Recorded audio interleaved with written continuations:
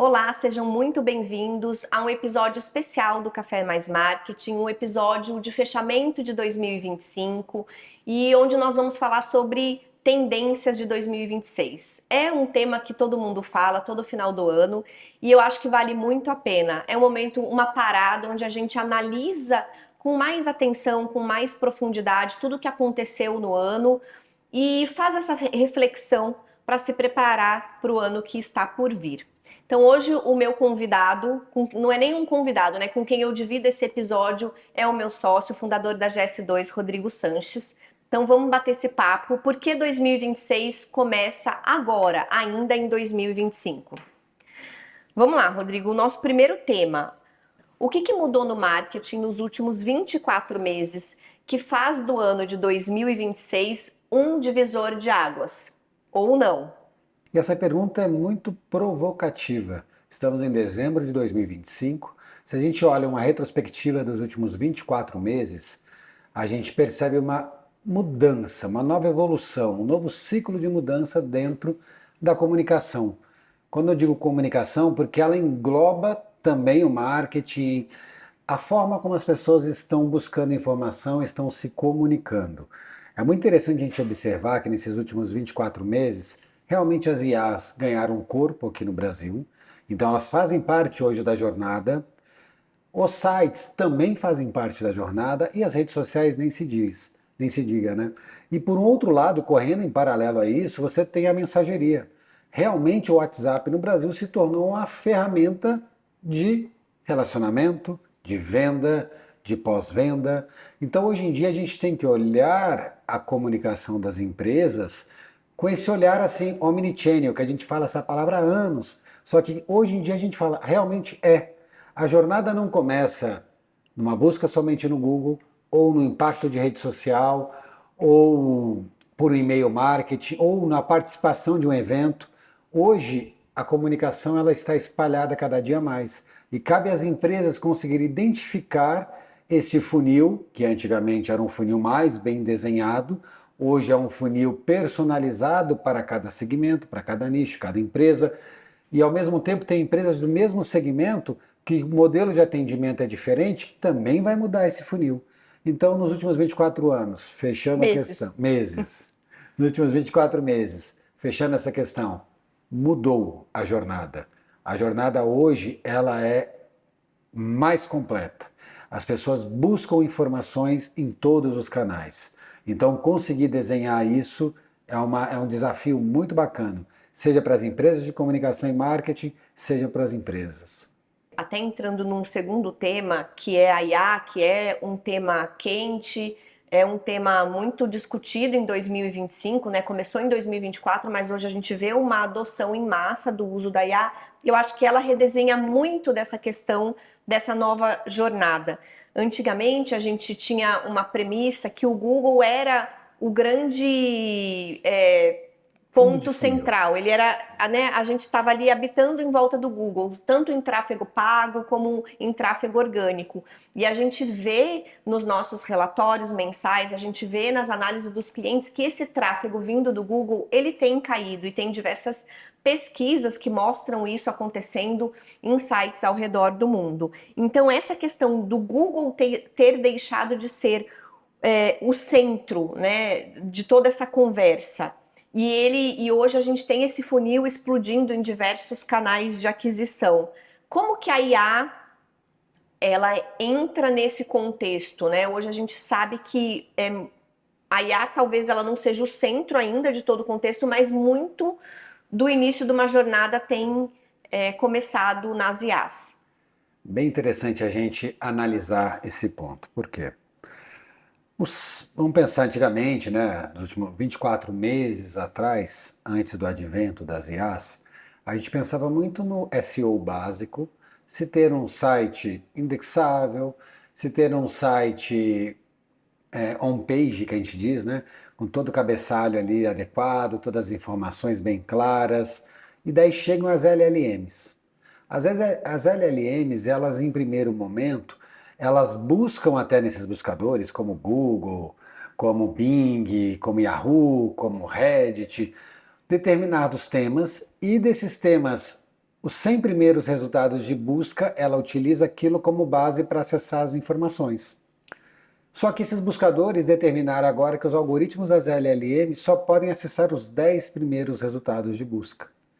Então a regra muda de novo. E você tem que estar presente, como a Carol falou, nessa jornada dentro das IAs. Então surge nesse momento duas novas figuras aí que a gente tem que ter atenção. Vou ser um pouco mais tecnês, mas eu vou dar em paralelos aí informações para poder conseguir traduzir isso de uma forma mais fácil. A gente tem uma questão de LLMO, que é justamente para as LLMs. Para isso, a hospedagem dos sites vira um ativo. Você tem que ter um site muito bem hospedado, que tenha abertura para que as IAs possam acessar diretamente, porque normalmente esses sites em plataformas compartilhadas de hospedagem ou numa Cloudflare também compartilhada, as regras de segurança travam acesso direto das LLMs. Tá mudando, elas estão percebendo que precisam liberar o acesso das principais LLMs aí do mercado. Por outro lado, uma coisa que a gente falou logo no começo, que é o EAT. Traduzindo o EAT, o LLMO eu falei bem básico, mas é a questão dos servidores, você conseguir entregar a informação mais adequada para as IAs e que elas consigam acessar diretamente os seus sites para isso. Tá? Por outro lado, a gente tem o EAT, que cai nisso que a Carol abriu o nosso bate-papo. O EAT, resumidamente, ele é o quê? São sinais. Que sinais você dá na rede de internet para informar o que você faz, qual o seu grau de especialidade, se é um serviço, se é um produto.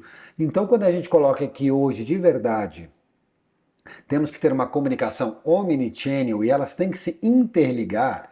Então, assim, o meu posicionamento no Instagram, meu tom de voz, minha palheta, como eu coloco as informações numa rede social, no Instagram tem que estar semelhante ao do TikTok, tem que estar semelhante do YouTube, tem que estar semelhante do LinkedIn. Para algumas empresas é interessante ter uma presença ativa dentro de um Pinterest ainda, dentro de um Discord, dentro de uma Twitch. Então, de acordo com a empresa, ela analisar onde está o meu público e ela ter uma presença significativa em todos esses ambientes. E é por detrás disso ainda tem que ter uma pessoa que representa essa empresa. Antigamente a gente brincava de ter um embaixador da marca. Não é isso, tá? Você tem que ter uma pessoa que represente aquilo que você vende, seja de produto e principalmente serviço. Tá? Você tem que ter um autor, alguém que apareça e que seja uma pessoa de conhecimento técnico sobre aquele tema. E você tem que interligar essas informações apontando para o seu site. Então é importante hoje em dia realmente esse posicionamento mais maciço em todas as redes e que elas falem a mesma língua. É a consistência que vai dar autoridade, né? Exatamente. Nos diversos canais. É a consistência, mas eu volto a dizer, não adianta eu ter um Instagram que não fala a mesma coisa, os mesmos autores que tem no meu site, no YouTube é outro, no outro é no outro. Não adianta. A gente precisa criar uma rede, porque as LLMs e os buscadores entendem os sinais do algoritmo, ele entende, e vai falar, nossa, realmente, ó, esse vídeo do Instagram que você publicou na sua timeline tem a ver com o que você publicou no seu site, que tem a ver com o que você publicou no LinkedIn, e isso vai gerando uma autoridade muito maior para você. Em relação a um tema específico, né? O que a gente vê em relatórios de cliente e na prática em relação, já quando o usuário, quando a persona chega pelos diferentes canais. Então, o que a gente percebeu ao longo dos últimos meses? Claro, o tráfego ele vem diminuindo, né, em alguns segmentos mais que o outro, mas o que a gente percebe? Quando o usuário vem através de busca do Google, agora a gente tem o resumo da inteligência artificial, mas ainda assim a gente tem bastante clique no nosso link e dessa forma leva tráfego para dentro dos nossos sites. Então eu quero uma informação, se eu busco ela no Google, vem ali um resultado de busca e eu clico para entender mais no texto de blog ou no site, enfim, dentro do site da empresa. Agora, quando a gente fala de inteligência artificial, de qualquer uma delas, ChatGPT ou o próprio resumo do Google, o usuário já tira aquela dúvida que por vezes ele ia tirar dentro do site da empresa, ele tira aquela dúvida ali naquele resumo. Então isso diminui o clique, porque se ele estava somente pesquisando, se educando a respeito do tema, ele vai ler o resumo e vai ficar satisfeito. Mas então eu perco tráfego, ok, e perco pontos de contato onde eu podia converter em lead, isso eu perco. Mas quando esse usuário clica no resultado da IA, ele já é um usuário numa etapa mais de compra do funil, numa etapa mais de meio para fundo do funil, porque daí ele se satisfez com a resposta e ele quer terminar essa jornada.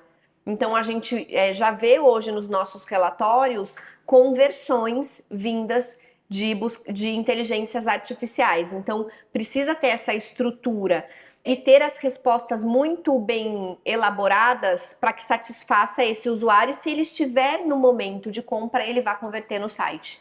E daí entra uma questão que é muito legal da gente parar para pensar. Com o advento das LLMs aí, das IAs, a gente percebe algumas empresas, não as que são mais antenadas no mercado, mas as empresas mais de médio porte, falando, não preciso de site. Agora o ChatGPT, Gemini, a Cláudia, responde tudo. Mas, gente, aonde ela vai aprender isso? Ela vai buscar informação em algum local, e esse local é dentro de um site. Então, se você não está fazendo, o seu vizinho está. E se ele estiver fazendo, ele vai ser indexado pelas LLMs e ele vai ser clicável. E ao ser clicado, ele está levando o tráfego. Por mais que essa pessoa não converta no primeiro momento, entra um segundo, que é o quê? Coletei o cookie. Vou fazer uma campanha de remarketing, retargeting em cima dessa pessoa dentro das redes sociais. Então, assim, as coisas se completam. A gente, quando pensa comunicação, por isso que eu abri o bate-papo pensando assim, a comunicação de uma empresa, qual o posicionamento dela? Hoje não é mais só compre de mim, eu tenho Já faz tempo, já né? faz tempo, mas eu ter assim um Google Ads, um Meta Ads é importante, lógico que ainda é e vai ser sempre. E o ChatGPT já falou que também vai colocar no dele. Só que agora ele tirou o pé um pouco para poder focar, porque a cloud cresceu muito. Então, assim, a gente precisa olhar que tráfego pago vai continuar, mas as pessoas estão cada dia mais querendo saber informação. Então você tem que gerar uma jornada para essa pessoa mais atrativa. Tá? A jornada é uma coisa antiga do marketing, que a gente fala lá desde 2010, mas ele veio evoluindo essa jornada. E você tem que conseguir trazer o seu cliente nesta jornada e depois que ele converteu, continuar esse relacionamento. Aí entra a mensageria, que é fundamental aí. Mensageria como um dos pontos de jornada. Eu vou trazer aqui mais uma polêmica. Não sei se é uma polêmica porque é um fato. Principalmente para quando a gente tem empresas que dependem exclusivamente ou dependem uma grande parte de mídia paga. E a gente sabe, né, já faz um tempinho, sei lá, alguns poucos meses, e vai chegar agora em janeiro, que é uma mídia mais cara, né? A Meta vai repassar cerca de 13% do que era imposto, que antes ela pagava, enfim, ela vai repassar diretamente para o usuário. Então, os anúncios em Meta vão ficar 13% mais caro agora a partir de janeiro. Então, querendo ou não, além de todo esse custo de aquisição de lead, de cliente de oportunidade, pelos canais de mídia paga já vem encarecendo mês após mês, ano após ano, enfim, porque é um leilão, porque está todo mundo cada vez investindo mais e fazendo mais, e agora a gente tem, mas de repente, simplesmente de um mês para o outro, 13% de acréscimo. E aí eu acho que também entra, é claro, vai impactar a todos, mas vai impactar ainda mais quem depende exclusivamente de um canal. Então aí eu acho que entra mais uma vez, mais um elemento que compõe essa narrativa de que é importante a gente estar nos mais diversos canais. E assim, gente, isso que a Carol trouxe agora, a gente recebeu essa notificação da Meta, né, devido a todos os nossos clientes que a gente atende aqui na empresa, que vai aumentar 13%. O Google, muito provavelmente, também daqui a pouco já vai soltar uma notificação, porque vai repassar o imposto. Eles, como uma Big Tech, eles vão repassar esse imposto agora efetivamente para a gente pagar. Para a gente que eu digo, você cliente que tem anúncio nas plataformas. E aí, ao mesmo tempo, você fala, poxa, vai encarecer. E temos ainda empresas que dependem 100% do tráfego pago. E a gente tem um outro agravante. Além de a mídia estar mais cara, esta nova geração que está tomando conta, cada dia mais elas usam Adblock. Então, assim, a gente não consegue coletar dado, otimizar campanha mais adequada. Então, a gente precisa conseguir com que as empresas deem esse próximo passo, de que elas precisam ter uma presença de comunicação efetiva do seu produto ou do seu negócio, para que a gente consiga, assim, gerar relacionamento. E depois que adquiriu esse cliente, não deixe ele sair para o seu concorrente. Não fique dependente da mídia paga. Gere um relacionamento com ele, mas um relacionamento realmente legal. Não com esse monte de spam que a gente ainda vê algumas empresas fazendo. Sabe? E agora, uma outra questão da Meta que foi muito interessante. Muitas empresas se utilizavam do WhatsApp Business como lista de transmissão para disparar alguma informação, alguma coisa para os seus clientes. Há cerca de 50 a 60 dias, a Meta começou a notificar esses WhatsApp Business que haveria cobrança. Muita gente clicou lá no botão ignorar ou fechou. Muita gente perdeu a sua conta de WhatsApp Business. Depois recuperou e a Meta falou, vai ter que pagar. Então, assim, cada dia mais a Meta está fechando o cerco. O brasileiro é um adepto do WhatsApp. Se a gente percorrer outros locais do mundo, o Brasil é o maior mercado, América Latina, América Central e África. Europa e América do Norte não é tão grande. Então esses países, volto a dizer, América do Sul, América Central e África, são os maiores mercados da Meta para o WhatsApp. E ela vai cobrar, ela rastreia tudo. Então se a sua empresa não se enquadrar dentro de um prestador que se utiliza de uma API oficial ou pagar diretamente para a Meta no WhatsApp Business, você vai ter as suas contas canceladas também de WhatsApp. A gente tem visto, né, na prática do dia a dia que o WhatsApp tem sido um canal de fundo de funil muito interessante. Nós temos cases.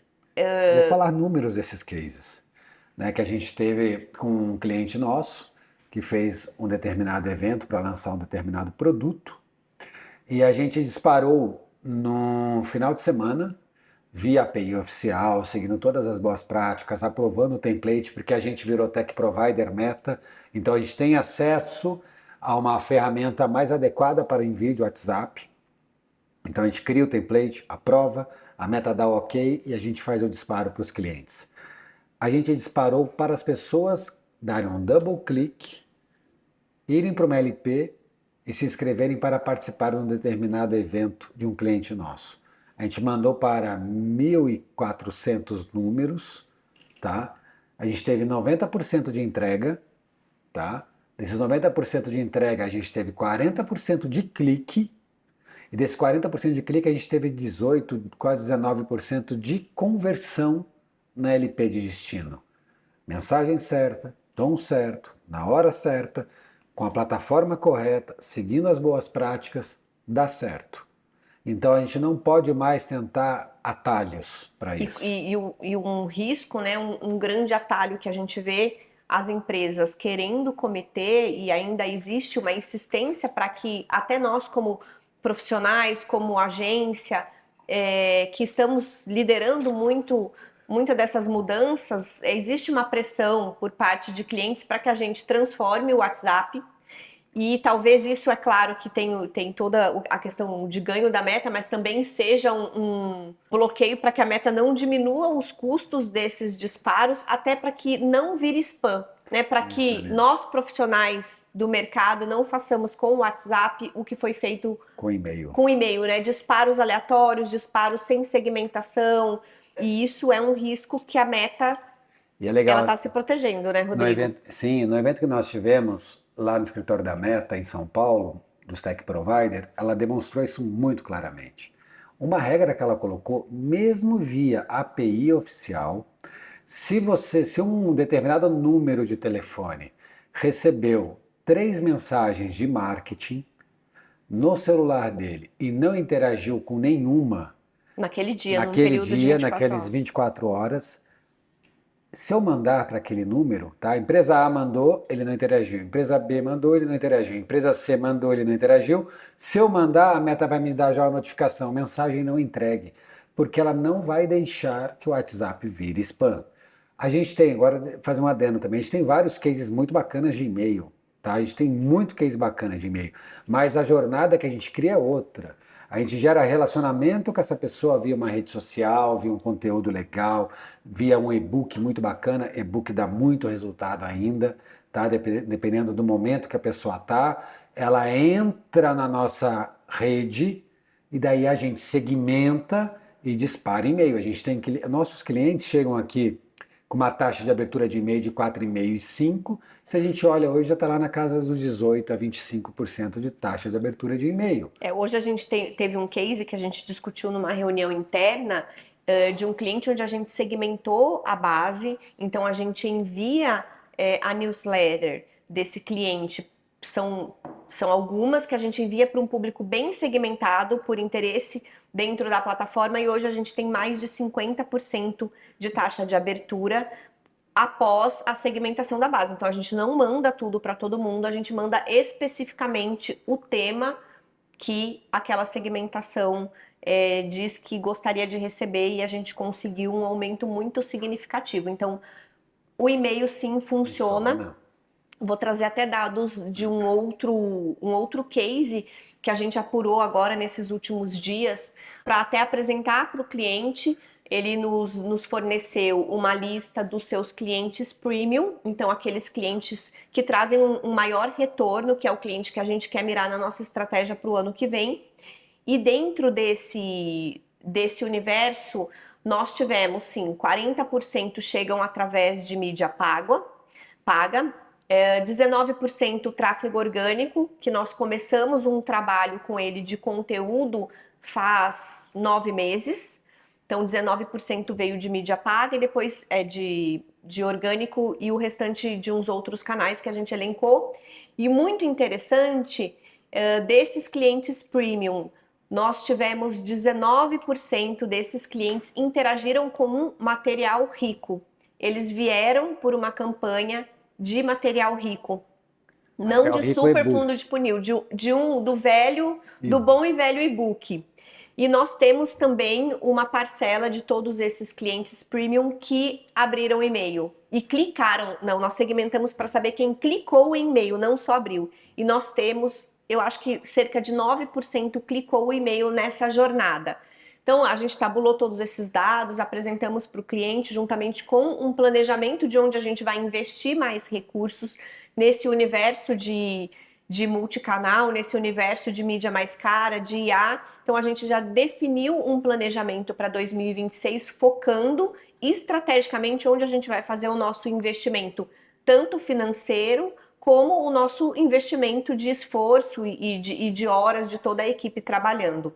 E esse é um exemplo que eu trago de como que a gente utiliza os dados que a gente tem hoje, mas para isso a gente precisa dos dados, precisa desse feedback até dos clientes. Esse aqui são os clientes, esses são os clientes premium, para a gente conseguir categorizar e ver o que deu certo e o que a gente vai potencializar. Pegando um gancho nisso, Carol, que você falou, 2026, planejamento baseado em dados, eu até deixei uma coisinha anotada aqui para a gente conversar e te perguntar também. O que vai separar 2026 de quem cresce e de quem fica girando em um ciclo de hype?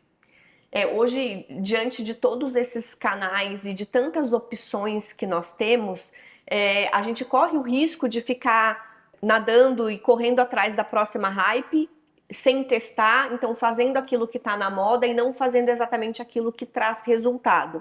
E eu acredito que o que vai diferenciar é levantamento de dados. Nós precisamos ter esse levantamento de dados, e para isso a gente precisa um gargalo que nós profissionais de marketing temos, e eu acredito que isso seja bem abrangente, é o retorno de vendas, é eu saber exatamente o que vendeu, quais são os melhores clientes, quais são exatamente os motivos de perda que a gente tem em CRM, mas quando a gente tem esses dados, isso vai diferenciar esse retorno de dados, essa análise dos dados que importam, dos dados que vão levar a gente exatamente onde a gente quer, e fazendo todo esse levantamento e essa análise, um planejamento bem estruturado para 2026 e processo para ter velocidade de seguir o planejamento, colher resultado pelo menos trimestralmente, ajustar a rota e fazer de novo.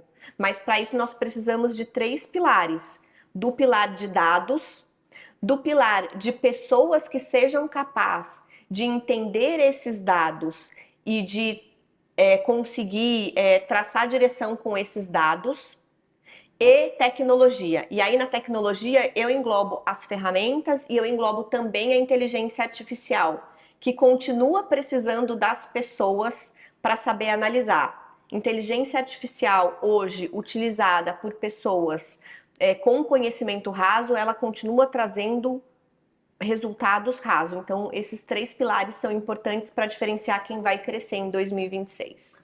E daí assim, gente, aqui cabe uma provocação em 2 aspectos.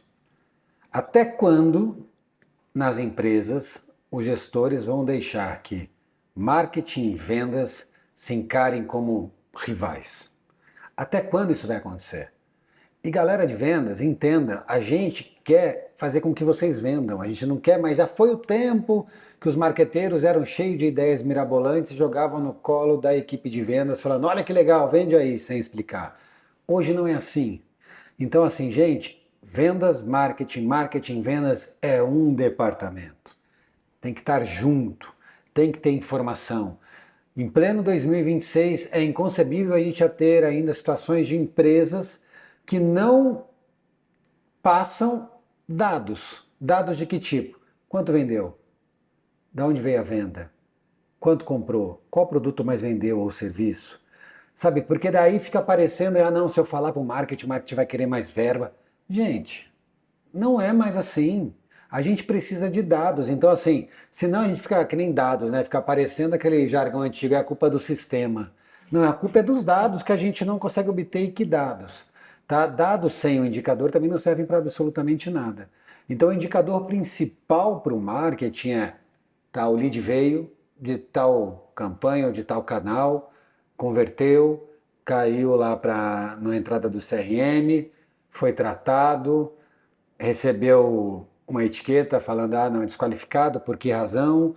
Por quê? Porque daí a gente do lado de cá de marketing vai pegar essas informações e vai falar, entendi. E daí eu vou criar sinais para que essas pessoas que vieram eram desqualificadas não sejam mais impactadas diretamente numa campanha de tráfego pago, que está ficando cada dia mais cara. No tráfego orgânico, realmente não tem o que a gente fazer. Se a gente consegue elevar um cliente com uma autoridade de um segmento, vai chegar todo tipo de público e ele também, assim, ele não queria virar autoridade? Virou. Agora vai chegar todo tipo de público.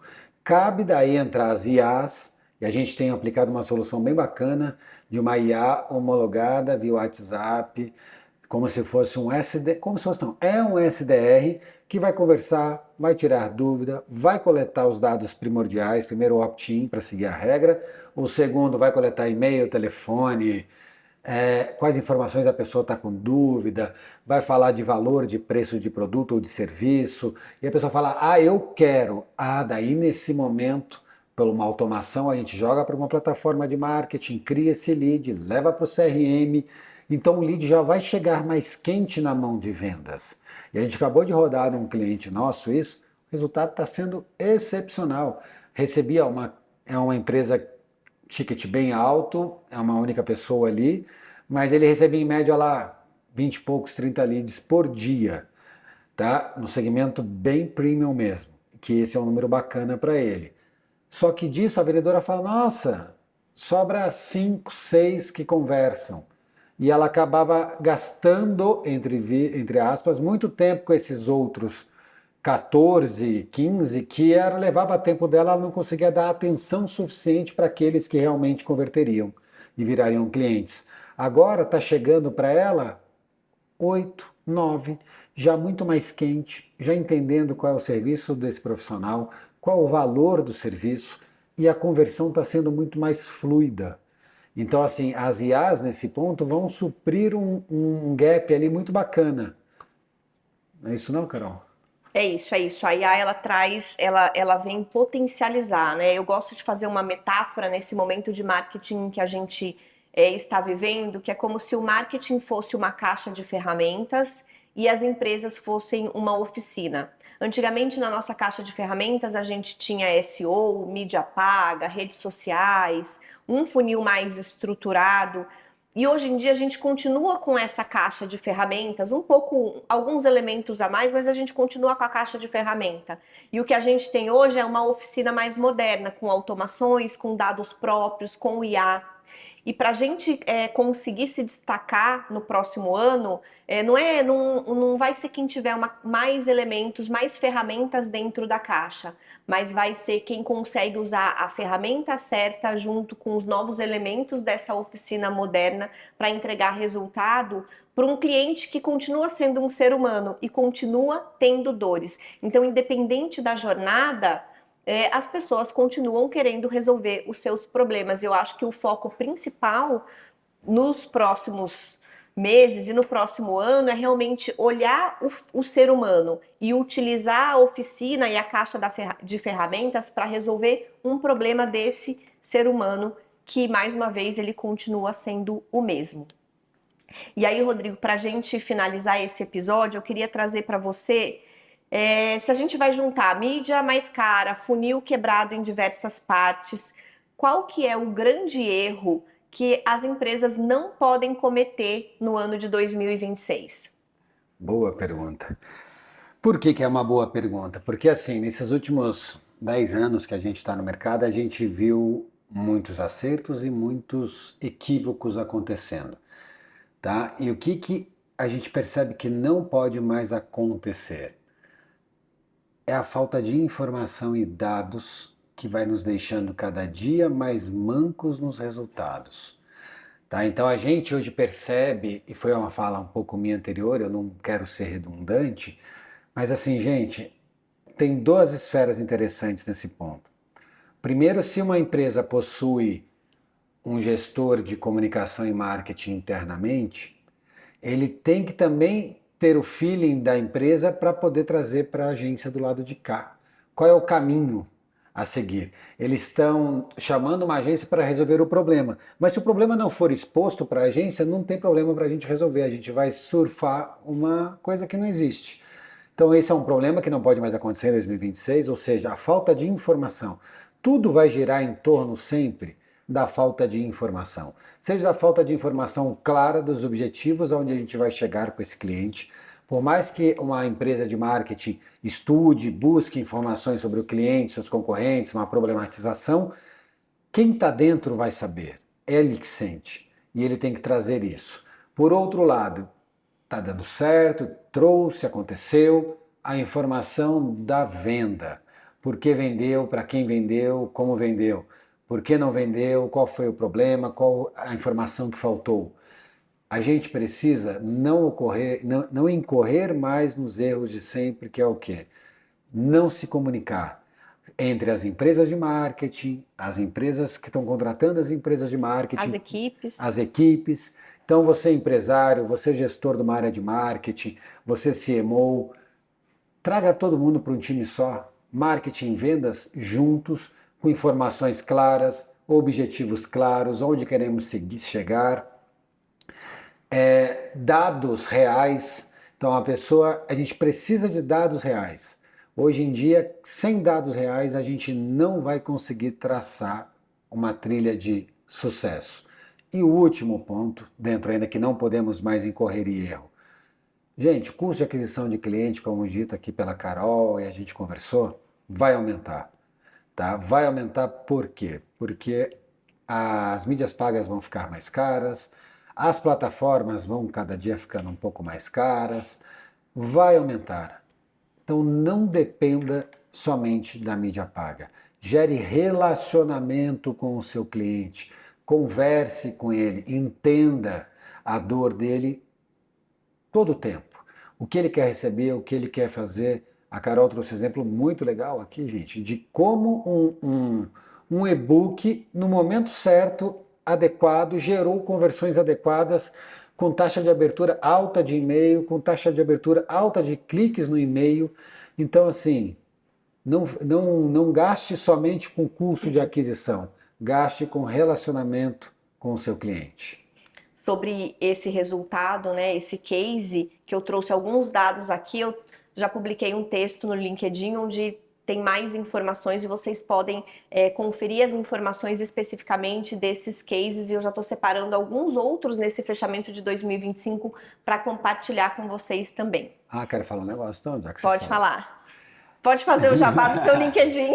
No meu LinkedIn, eu publiquei um artigo, já tem o quê? Uns 20 dias, um mês, falando de um primeiro assunto que nós conversamos, que foi a questão da necessidade de se ter atenção aonde o seu site está hospedado, como ele está hospedado, sabe? Então, é importante que você entenda algumas coisas. Se você tem um site em WordPress, gente, é uma mão com açúcar você arrumar a hospedagem e deixar seu site completamente rastreável e indexável para as LLMs. Então lá, Rodrigo Sanches no LinkedIn tem um artigo bem legal sobre isso. Então já fica aqui uma chamada, acompanhe os nossos LinkedIns, a gente tem postado mais, levado para os nossos textos do LinkedIn resultados da nossa prática do dia a dia, desses anos de experiência com marketing. Então tem saído algumas coisas que a gente acredita que são bem interessantes.